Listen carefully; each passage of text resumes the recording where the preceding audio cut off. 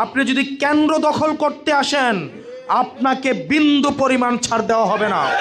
আমাদের এই সংস্কার এবং ইনসাফপূর্ণ একটি সমাজ গড়তে হলে আমাদের জোটের নেতৃত্বে আমরা ইনশাআল্লাহ আগামী বছর সরকার গঠন করব। এই ত্রয়োদশ সংসদ নির্বাচনে আমরা সংখ্যাধিক্য আসন নিয়েই জনগণের ভোটে নির্বাচিত হয়ে আমরা এই সরকার গঠন করব ইনশাআল্লাহ। প্রিয় দেবিদ্বারবাসী, আপনাদের কাছে প্রত্যাশা থাকবে আমাদেরকে নানাভাবে বিভাজিত করার চেষ্টা করা হবে।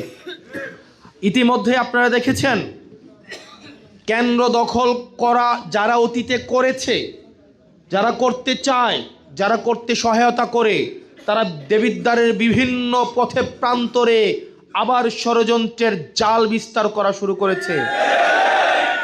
তাদের প্রতি আমাদের সচেতন থাকতে হবে।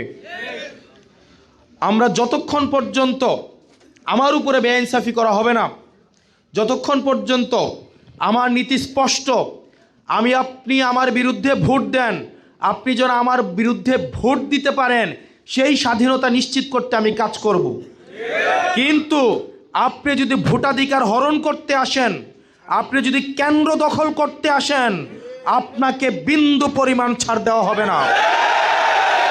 প্রশাসন দিয়ে, পুলিশ দিয়ে, অর্থ দিয়ে, ক্যাডার দিয়ে নির্বাচন ম্যানিপুলেট করার চেষ্টা আপনারা যারা করছেন, আপনারা যারা ভাবছেন নির্বাচন হচ্ছেন আপনার ঋণ খেলাপির ঋণ পরিশোধ করার একটা উপলক্ষ, আপনারা যারা ভাবছেন যে নির্বাচনের পরে আপনাদের যে ব্যাংকে যে ঋণগুলো রয়েছে দেবিদ্বারের এই উন্নয়নের টাকা মেরে দিয়ে সেই ঋণ আপনারা পরিশোধ করবেন, নির্বাচনের আগে আপনাদেরকে হুঁশিয়ার করে দিচ্ছি, এই জনগণকে নিয়ে এই ভোটচোরদের বিরুদ্ধে আমাদের অবস্থান থাকবে।